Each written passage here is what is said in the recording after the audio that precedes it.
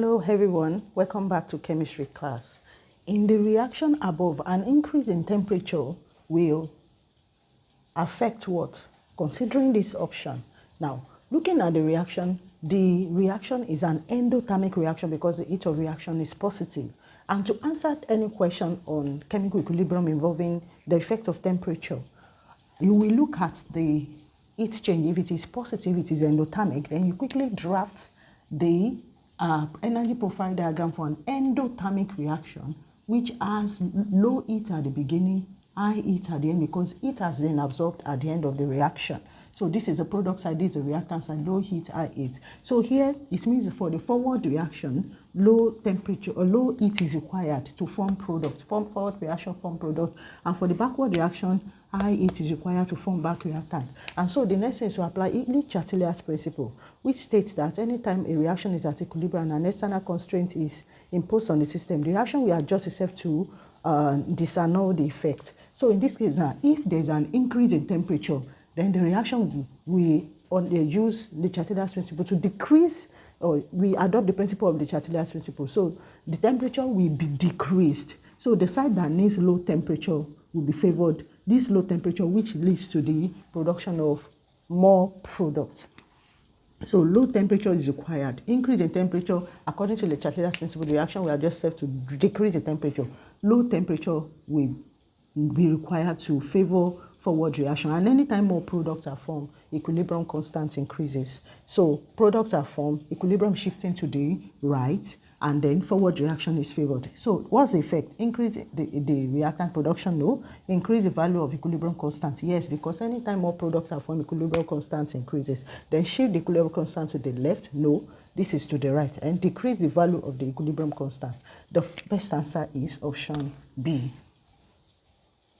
Hello, consider this reaction. Which of the following equilibrium is shifted to the right? That's this side, as a result of an increase in pressure. That's on the product side, that is the right. This is the reactant and this is the product side. So this side is the right, while this is the left. Now, considering the effect of pressure in chemical equilibrium, pressure only affects reactions that are in gaseous state, and also pressure affects reactions in which the total number of moles of reactants and products are not equal. In this case now, we have one mole of iodine and 1 mole of hydrogen, making 2.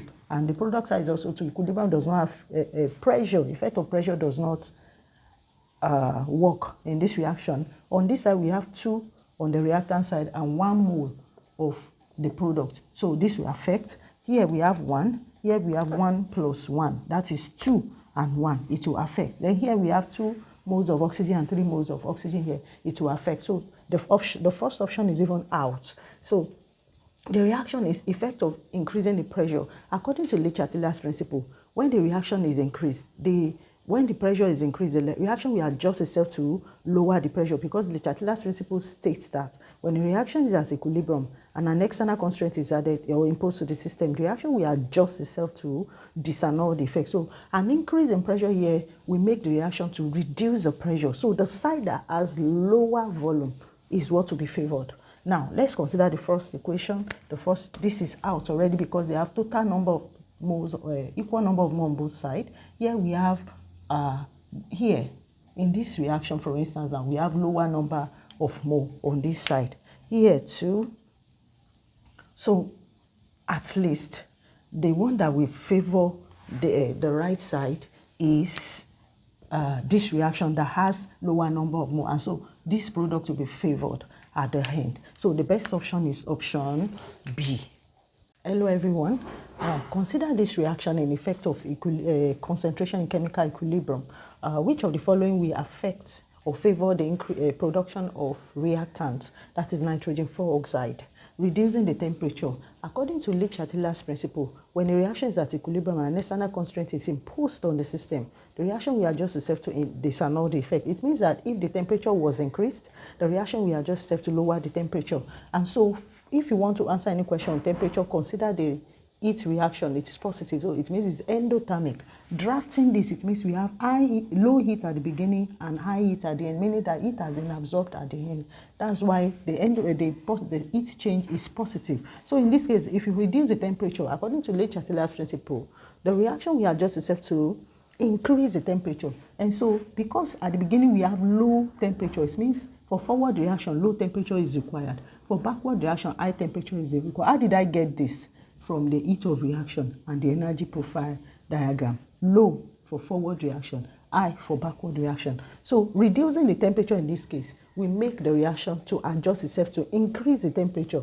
So increase in temperature here will lead to production of reactants. High, that's backward reaction. So reducing temperature does not work because what we are looking for is this side, production of reactants, of more products. So A is out. Adding more dinitrogen oxide. That is the effect of concentration. This is dinitrogen oxide. Definitely when you increase the concentration of dinitrogen oxide, the reaction will adjust itself to reduce it. And as it is being reduced, if it was increased and then is being reduced, it means that it is actually forming or producing more product. And so I think the best answer here, but before we can choose, let's check other option. Increasing the pressure. If you increase the pressure, according to Leclerc's principle reaction, we adjust ourselves to lower the pressure. So low pressure, we only favor more reactant side. And then the last one, adding more nitrogen oxide. If you add more nitrogen oxide, that's more product here. And according to Leclerc's principle, the reaction will adjust itself to decrease the quantity. So meaning that more of this is formed as it's being reduced. This more of reactant is formed. So the best option is still what you have chosen, and that is option B. Hello everyone. Consider this reaction on equilibrium constant under chemical equilibrium.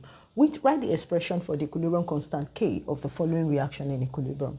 Don't forget that equilibrium constant only increases anytime more products are formed. That is a product on the right side. Anytime it is formed or forward reaction is favored, which leads to product formation, equilibrium constant always increases. Just take that. Now, look at this reaction. We can only write equilibrium constant reaction for reaction involving gases alone. And then here we have one of the reactants being a solid, one of the products being a solid. And when we are writing equilibrium constant reaction, the product is always on top while the reactants are down. And the number of mole on each side of the reactants and product, that is the reactant on the product side, here we have 1 here because nothing is there. So that's 1. And here we have 4. Here we have 4. Here we have 3. They will stand as a superscript, that is, they will be raised to power.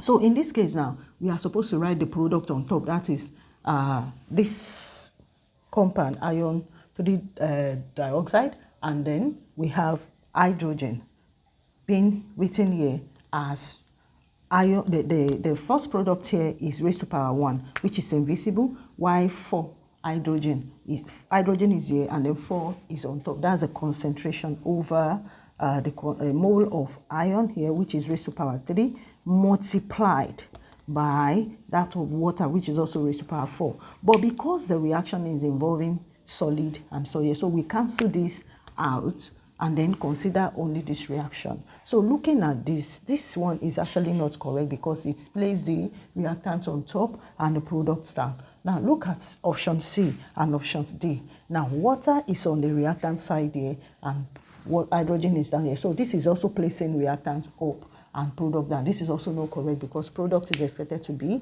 up. So because these two are cancelled out, this is a product side. So hydrogen, concentration of hydrogen here, it should be on top, raised to power 4. And the 4 is here. Then water is raised to power 4 as well here. And so the best answer here is option D. Assuming it's actually a reaction in this form, in which you have the two in gaseous form. Now, to write the equilibrium constant reaction for this kind of reaction, we have concentration of nitrogen oxide on top, raised to power 2, all over concentration of the reactant, raised to power 1.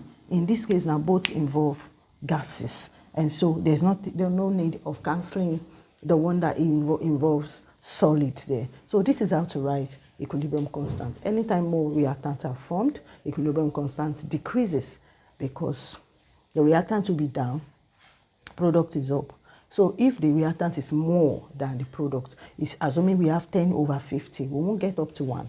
by the time you divide and get your answer. But anytime more products are formed, maybe product is actually up, always up, and then you have 50 up, 10 down, definitely you get a whole number ratio. So anytime more products are formed, equilibrium constant increases. Thank you. Please don't forget to subscribe to my channel, YouTube channel, Olabisi Olawoye, and also follow me on my Facebook. Subscribe and follow my page, share my videos, and also like and comment on my videos. Thank you.